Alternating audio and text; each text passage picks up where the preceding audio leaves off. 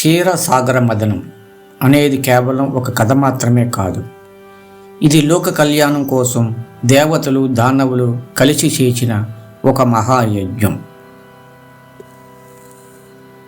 ఒకసారి దేవేంద్రుడు తన ఐరావతంపై వెళ్తుండగా దుర్వాస మహర్షి ఎదురై పరమశివుని ప్రసాదమైన ఒక దివ్య మాలను ఇంద్రుడికి బహుకరిస్తాడు.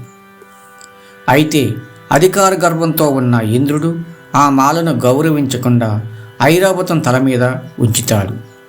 ఆ ఏనుగు ఆ మాలను కింద పడేసి కాళ్ళతో తొక్కుతుంది. తన ప్రసాదానికి జరిగిన అవమానానికి ఆగ్రహించిన దుర్వాసనుడు, ఇంద్ర, సిరి సంపదలు ఉన్నాయనే కదా ఎంత గర్వం, నీ సంపద అంతా నశించి త్రిలోకాల్లో లక్ష్మీ వీణం అయిపోవుగాక అని శపిస్తాడు. ఆ క్షణమే దేవలోకంలోని లక్ష్మి అంతర్ధానమై సముద్రంలో కలిసిపోతుంది. దేవతలు శక్తిహీనులవుతారు, రాక్షసులు రాజ్యాలను ఆక్రమిస్తారు. దిక్కుతోచని ఇంద్రుడు బ్రహ్మదేవుడిని వెంటబెట్టుకుని వైకుంఠానికి వెళ్ళి విష్ణుమూర్తిని ప్రార్థిస్తాడు. అప్పుడు విష్ణువు చిరునవ్వుతో ఇలా అంటాడు: దేవతల్లారా, ఇప్పుడు మీకు కష్టకాలం. రాక్షసులతో పోరాడటం కంటే వారితో సంధి చేసుకోవడమే మేలు. మీరు వారితో కలిపి క్షీరసాగరాన్ని వధించండి. అందులో పుట్టే అమృతాన్ని తాగితే మీకు మరణం ఉండదు, పోయిన శక్తి తిరిగి వస్తుంది.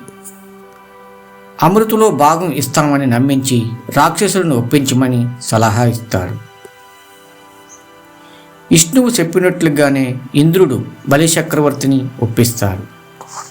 సముద్ర మదనం కోసం మందర పర్వతాన్ని కావ్యంగా, నాగరాజు అయిన వాసుకిని తాడుగా నిర్ణయించుకుంటాడు.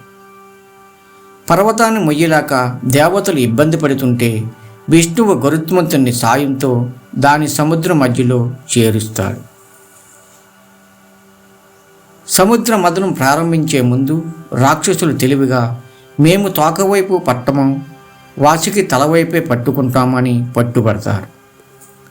విష్ణువుకు వారి దురాశ తెలుసు కాబట్టి సరేనంటాడు. దేవతలు తోకవైపు, రాక్షసుల తలవైపు ఉండి సముద్రాన్ని చిలకడం మొదలు పెడతారు.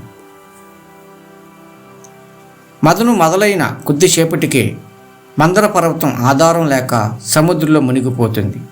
అప్పుడు మహావిష్ణువు ఒక విశాలమైన తాబేలు కుర్మావతారం రూపంలో పర్వతం కిందకి వెళ్ళి దాని వీపుపై నిలుపుతాడు. గట్టిగా మదిస్తున్నప్పుడు వాసుకి నోటి నుండి భయంకరమైన విషపు జ్వాలలు వెలబడి రాక్షసులను దహించసాగాయి. అదే సమయంలో సముద్రం నుండి లోకాలను నాశనం చేయగల హలాహలం అనే భయంకరమైన విషం పుట్టింది. ఆ విషపు వేడికి ముల్లోకాలు తల్లడిల్లిపోతుంటే పరమశివుడు లోకరక్షణ కోసం ఆ విషాన్ని తానే మింగేస్తాడు. అయితే అది కడుపులోకి వెళ్తే లోపల ఉన్న లోకాలకు ప్రమాదమని పార్వతీదేవి ఆయన గొంతును గట్టిగా పట్టుకుంటుంది. ఆ విషం గొంతులోనే ఉండిపోయి శివుడి కంఠం నీలం రంగులోకి మారుతుంది. అందుకే ఆయన నీలకంఠుడు అయ్యాడు. విషం తొలగిపోయాక మదనం మళ్ళీ కొనసాగింది.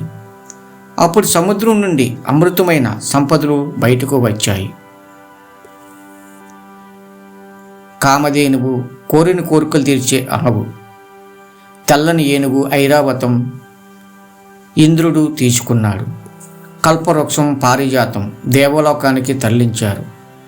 అప్సరసులు, రంభ, ఊర్వశి మొదలైన వారు ఉద్భవించారు. మహాలక్ష్మి, లక్ష్మీదేవి ఉద్భవించి అందరిని వదిలి విష్ణుమూర్తిని వరిస్తుంది.